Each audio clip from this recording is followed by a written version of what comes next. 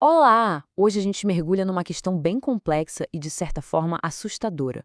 Como as ideias de alguns dos maiores pensadores da Alemanha podem ter, sem querer, preparado o terreno para uma das maiores tragédias da história. Vamos analisar a fundo as fontes para entender essa trajetória da sociologia alemã. Para entender isso, a gente precisa voltar no tempo, para a Alemanha antes do Terceiro Reich. Pensa num lugar que era um verdadeiro caldeirão de ideias, borbulhando com teorias sociais que prometiam revolucionar o mundo. Era esse o cenário. Só que aí é que vem a pergunta que não quer calar, né? Será que essas mesmas ideias tão brilhantes, tão inovadoras, de alguma forma ajudaram a construir o caminho que levou direto para o desastre? E o ponto de partida de tudo isso, segundo a análise, é uma separação, uma decisão bem específica. A sociologia alemã, quando nasceu, decidiu se afastar da economia. Ela se definiu como uma ciência do espírito, focada nos problemas sociais, sim, mas sem se aprofundar na base material, nas leis econômicas. Pois é, essa separação, a fonte que a gente está analisando chega a chamar isso de pecado original da sociologia alemã, porque ao virar essa ciência do espírito, ela meio que se distanciou da realidade concreta, daquela realidade econômica que, no fim das contas, moldava a sociedade. Mas por que isso aconteceu justo na Alemanha? Bom, a história alemã foi bem particular. Diferente da França ou da Inglaterra, lá aconteceu o chamado Compromisso Bismarckiano. Foi basicamente um acordo entre a nova burguesia que estava crescendo e a antiga aristocracia. Esse pacto evitou uma revolução completa e acabou influenciando todo o pensamento que veio depois. E aí que está o pulo do gato. Esse acordo político acabou moldando o pensamento acadêmico. A sociologia alemã, em vez de nascer como uma ferramenta de crítica ao poder, muitas vezes acabou servindo para justificar esse arranjo político específico. Então, o primeiro grande desvio nesse caminho intelectual, de acordo com a análise, veio de uma forte virada em direção ao romantismo. E essa virada mudou completamente o foco do debate. E aqui entra em cena uma figura central, um pensador chamado Ferdinand Tönnies. Ele se tornou super influente porque conseguiu enquadrar o principal conflito social de uma forma nova, que fez muito sentido para as pessoas daquela época. O que o Tönnies fez foi criar uma oposição muito poderosa, sabe? De um lado, ele colocou a Gemeinschaft, a comunidade, que seria orgânica, tradicional, autêntica. E do outro, a Gesellschaft, a sociedade, que seria mecânica, artificial, fria e calculista. Era o passado idealizado contra o presente capitalista. A consequência disso é que o debate mudou de foco completamente.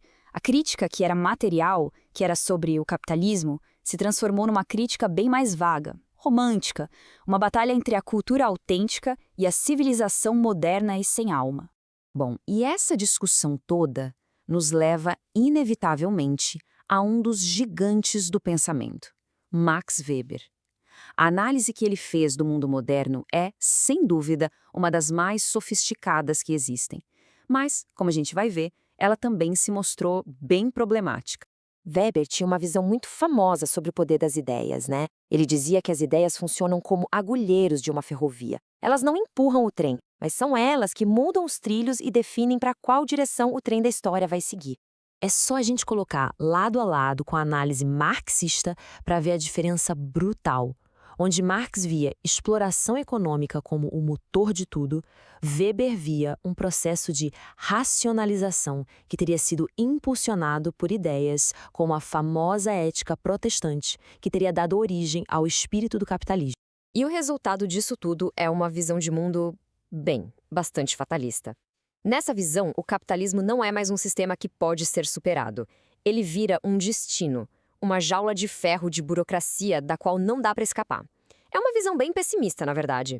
E é exatamente esse pessimismo, esse fatalismo de Weber, que, segundo a nossa análise, vai preparar o terreno para a crise intelectual que viria a seguir durante a primeira democracia alemã, a República de Weimar. E a coisa não parou por aí.